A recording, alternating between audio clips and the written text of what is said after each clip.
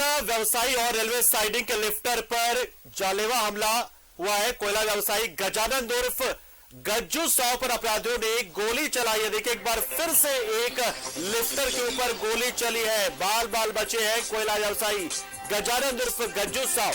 Car से बुरकुंडा बाजार की ओर वो जा रहे थे उस वक्त गजानंद, और कार के पीछे बैठे थे गजानंद साव। बाइक सवार अपराधियों ने गजानंद को निशाना बनाकर ये गोली चलाई है। कार के सीट पर गोली लग गई और बाल बाल बच गए गजानंद। अपराधियों से बचने के लिए ड्राइवर ने कार को बुरकुंडा थाने में घुसा दिया और तब जाकर गजानंद उर्फ गज्जू की जान बची है। तो देखिए, रामगढ़ में फिर वैसा ही कारनामा जैसा बीते दिनों 2-3 मौकों पर हो चुका है, ठीक उसी तरीके से एक बार फिर से वैसा ही होता नजर आया। लेकिन शायद ऊपर वाले की कृपा थी गजानंद पर कि आज वो बच गए सही सलामत। और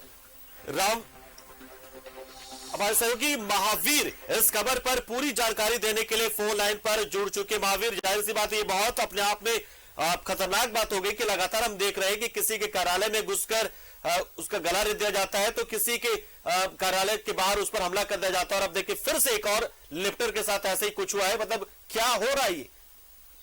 जी, एक तरह से कहा जा सकता है कि रामगढ़ में गुंडों का राज हो गया है। गुंडई जो जो कर रहे हैं वो आराम से जी रहे हैं, और जो व्यापार करके जीना चाहते हैं उनके दुश्मन ये गुंडे लोग बन गए हैं। आपको बता दूं कि कोयला व्यवसायी है और रेलवे साइडिंग के लिफ्टर है गजानंद उर्फ गज्जू साव। उनके ऊपर आज सारेआम रात के करीब 8 बजे भीड़ भाड़ वाले इलाके में गोली चलाई गई है और वो बाल बाल बच गए हैं।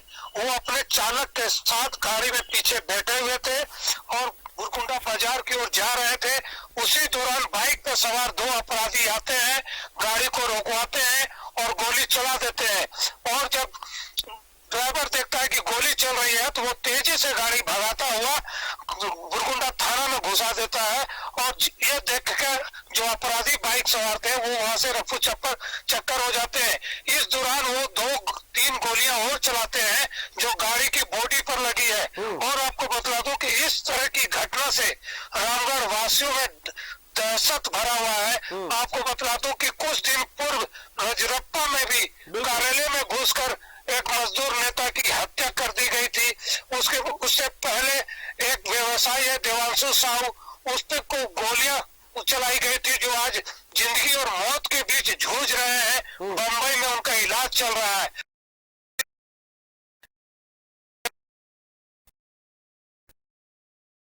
गोलियां चलाई गई थी, लेकिन आज तक पुलिस उस अपराधियों तक नहीं पहुंच पाई है।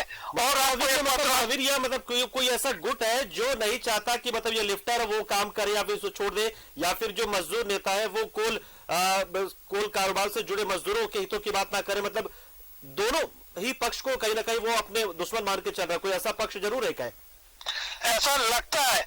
देखिए, सबसे पहले तो हमारे जो जिले के एसपी साहब हैं, ऐसे पुलिसकर्मी और पुलिस के अधिकारी हैं, उनको चिन्हित करना चाहिए जो अपराधियों का ड्राई फ्रूट खा के यहाँ पे बरसों से जमे हुए हैं। जो अपराधियों का ड्राई फ्रूट खा चुके हैं वो अपराधियों के खिलाफ कभी भी कार्रवाई नहीं करेंगे। और इसी तरह ये और दूसरा पहलू ये भी हो सकता है कि रामगढ़ जिले में जब से एसपी पीयूष पांडे आए हैं, अवैध कारोबार पर लगभग ताला लग गया है और अवैध कारोबारी इधर से उधर भटक रहे हैं, चाहे वो अवैध कोयला हो, अवैध लोहा हो, या फिर जुआ हो, या फिर रेलवे साइडिंग में गिरने वाला चारकोल ही क्यों ना हो। इन सबों पर एसपी पीयूष पांडे ने रोक लगा दी है और एक तरह से सभी का चक्का जाम है।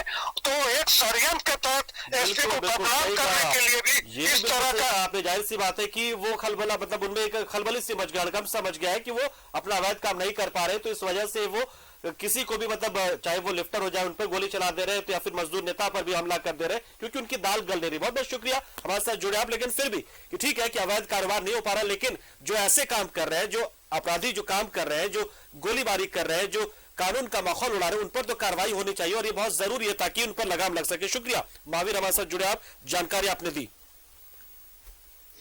2 राउंड चलाया है और सुनने में आया कि 2 आदमी थे, रोक करके फायर किया है और वो उसकी सर्विस हम इसमें लग जा रहे हैं और बहुत जल्दी इसका